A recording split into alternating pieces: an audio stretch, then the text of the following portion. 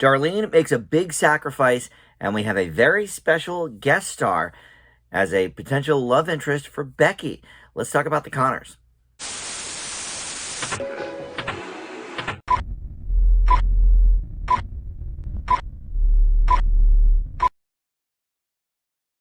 Hey guys, Dan here. This is Dan Reviews It. Welcome to my Connors review. This is for episode 20 of season 5. What's so funny about peas, love, and understanding? Of course, a take on the classic Elvis Costello song. I don't know if somebody did it before him or not, but that's kind of the most famous version of the song. But that's where they get the title from, and obviously that plays in a little bit to the themes of the episode. But yes, we are in season 5, episode 20, and that means there's only 2 more left. We're going to get two back-to-back episodes coming up in the coming weeks, and then that will be it for the season. ABC has not officially renewed the show for a season 6, but I do believe that's probably coming. It's consistently one of the highest rated comedies on the network, and they are losing one of their other Wednesday night linchpins in the Goldbergs, so would make sense to keep the Connors around for another season. It's interesting because when you think about all the reboots that have happened, none have lasted as long really as the Connors. I don't think. Fuller House went, I think, 5 seasons, but those were Netflix seasons too, so they were shorter episodes. Anyway, or shorter season runs. Anyway, though, let's talk about this episode. But before we do, thank you for finding this video. Welcome to Dan Reviews It.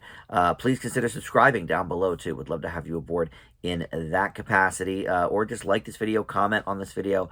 I always love hearing from the Connors fans and discussing the episode with you guys. So, in this one, I mentioned the special guest star, so I guess let's start there. Sean Astin, of course, 80s and 90s staple, and he's, and then even in the 2000s, Lord of the Rings. I mean, the guy has been a consistent fixture in our lives for, close to 40 years at this point. But Sean Astin plays this gentleman at the lunchbox. Essentially, Louise and Jackie are sort of trying to have Becky. Well, are they really playing matchmaker, or are they just trying to get her to take a better appearance of herself? She's not been sleeping that great. She's taking care of the baby, and well, a baby. She's a toddler now, or maybe even older. I guess Beverly Rose is, I don't know, is she 4 or 5? They keep playing with people's ages. I don't know how old she is, but in any event, she's not a baby anymore. But she, is looking a bit dowdy at the lunchbox, and Jackie's like, come on, you got to be at least, semi-professional here. You got to look nice. So, she sort of plays to her more romantic sensibilities and says, oh, if you ever hope to, find a guy, like, look, there's single guys all the time in here. You might be able to meet somebody if you actually looked your best. So Louise writes a note under the guise of someone else at the bar, saying, oh, this is for the pretty blonde, this and that. And they give it to Becky. Becky's like, oh my gosh, I wonder if he's still here. And wow, if somebody, thinks I'm attractive like this, I'll never have to spruce up again.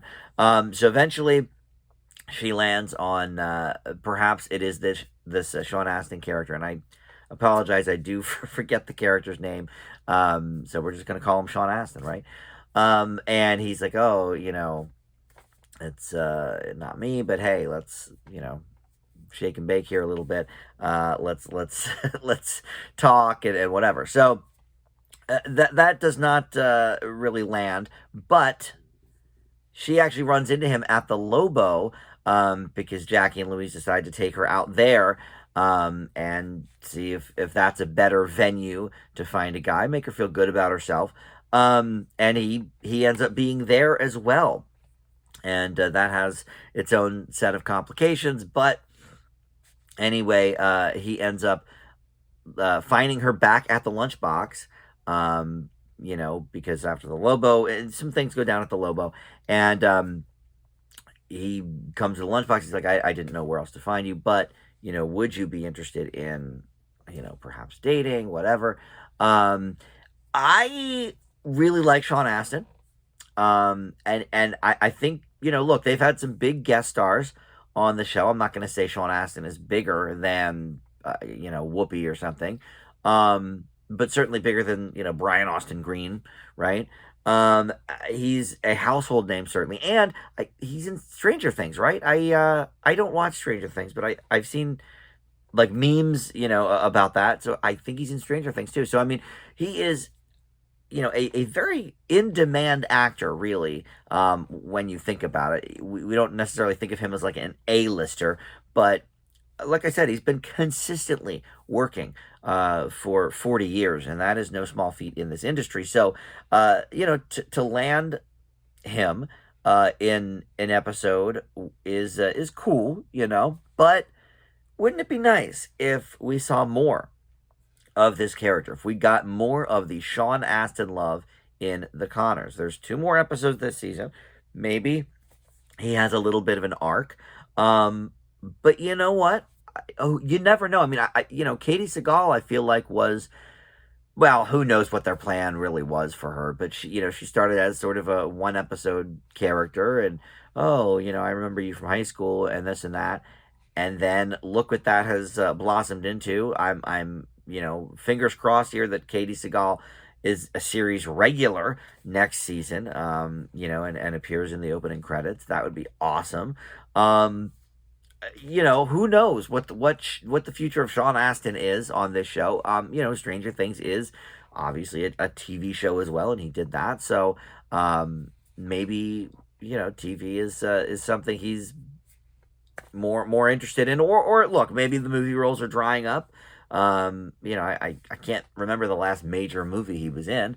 So okay, maybe this is a path for him. It would be awesome to have him as a series regular, not just because of, I love Sean Astin, but I really do think it would be nice to get Becky a romantic interest of some sort of length. I remember she dated what was that, season 3 maybe? Where was it, Michael, the black guy from her high school, showed up, and they sort of dated, a couple times, but she was like, you know what, I'm in recovery, and you're not supposed to really date for the first year, and this and that. But that time period is over now. I would love to see Becky in some sort of regular relationship, and why not Sean Astin, right? We love him. And it was certainly kind of, a meet cute there at the Lobo. They had like a little When Harry Met Sally thing going on. So I would like to see maybe more with this character. So all right, so that's that whole story really.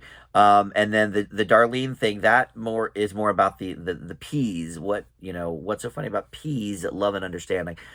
Because she finally has scored this job, and it's a management job, and everybody is so excited. They throw a little party for her, a little surprise, congratulations thing at the beginning of the episode. And then she learns the truth about Mark and his orchestra seat. And it turns out he's, been kind of lying to her. He's not going to, when we, us, the audience, we knew this a few weeks ago, but, that he's not going to get a scholarship for his contrabassoon contributions. And now what, basically? What are we going to do to get him into college? It is not cheap. I have a 17-year-old nephew that is a senior this year, and he's making that leap. And luckily, his parents are much more well off than the Conners. And so what is Darlene to do? So she gets wind that perhaps she could get a job doing something at the school, to give him, some sort of break on tuition, maybe half off tuition, something like that. And so she takes a meeting with this woman that, goes okay, but essentially the only job that is being offered is as a lunch lady. Hence the P's of the title. And so she is like, you know what, I need to do this, even though I just got this great paying management job. I'm gonna have to hunker down and do this for my son. There are a couple of really really good scenes in this episode regarding that whole plot line. Dan comes in and basically says to her, "Do not do this. I've busted my hump, my entire life for you kids, and it's it's not fun. Like, you have this great paying job here. Maybe you can help Mark out, down the line, since you'll be making so much money and this and that and the other thing."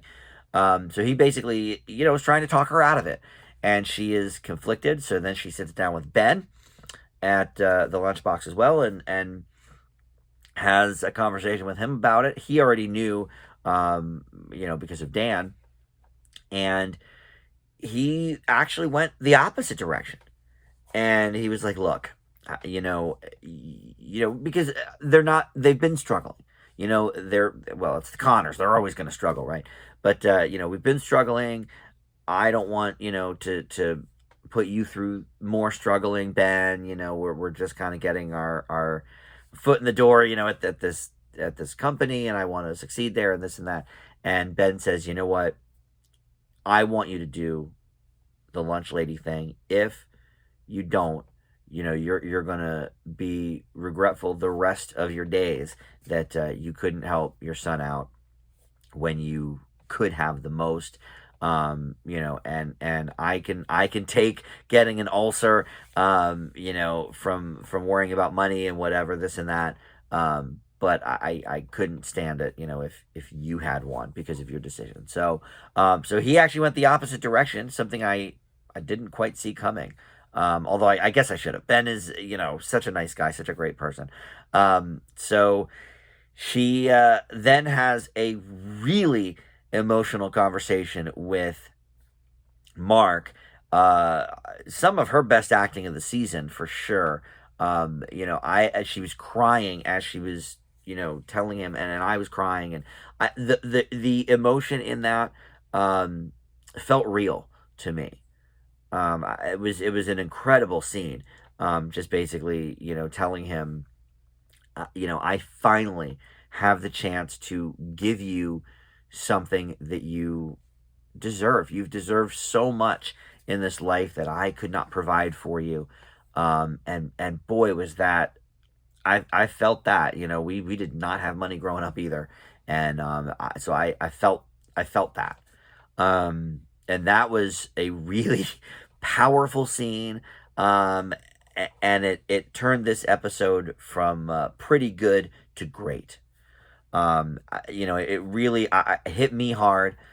And I think not just for Darlene and Mark necessarily, but really for the entire family history, from Roseanne in the 90s to now. Like, this family has always struggled with money, right? They've not been able to properly provide their kids. Like, you think about in the 90s when Becky, and of course she, ended up not really choosing the college path because of her husband, Mark. But, she had similar, issues with, oh, well, let's hope for a scholarship and let's see what we can do, and that's, in the 90s, college was vastly cheaper than it is now.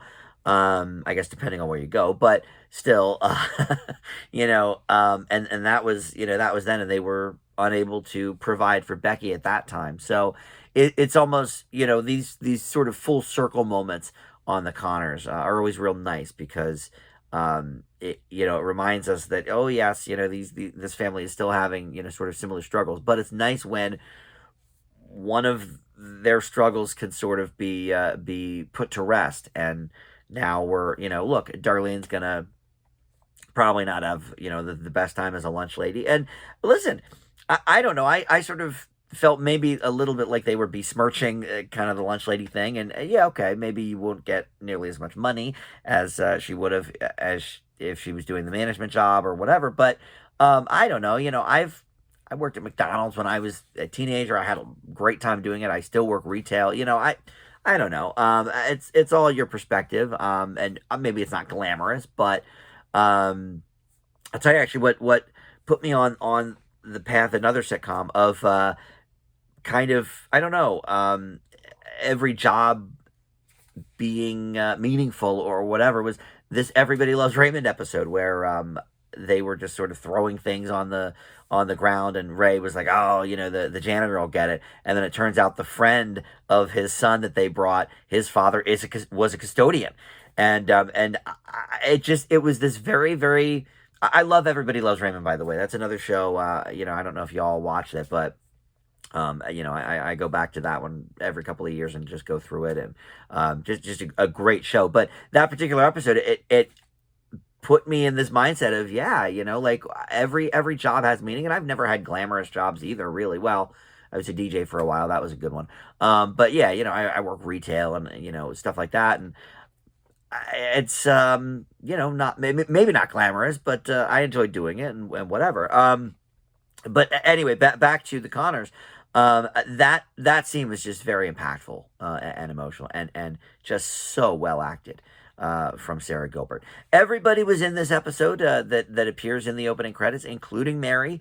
So we're seeing a little bit more of her. I would love to have her get a plot in one of these episodes, not just sort of show up in the background. Oh yeah, that's the other kid. But whatever, maybe one of these two last episodes. But this is one of the best of the season for me. We've had a few good ones this season. It's dipped a little bit, I think, in the last few weeks. But I really enjoyed this. Like I said, that scene sort of took it from pretty good to great. And I have to give Sarah Gilbert the MVP for this episode. Again, I think I just gave her the MVP in the last episode. But here, that one was more of a toss-up. I think you could say a few different people, but here, no, she earns it for sure. That one scene alone was great. But really, all of her scenes, talking with Dan, talking with Ben, and then talking with Mark, that's a lot of sort of the strength of this series, is sort of just the conversational moments, and has been, since the 90s. So I leave What's So Funny About Peas, Love, and Understanding with an A. I thought this was a really, really solid episode. 2 more to go in the season, and we will see where we land there. But I'll be back next week to bring you the deets on that episode. And thanks so much for watching. We'll see you next time on Dan Reviews It. Bye.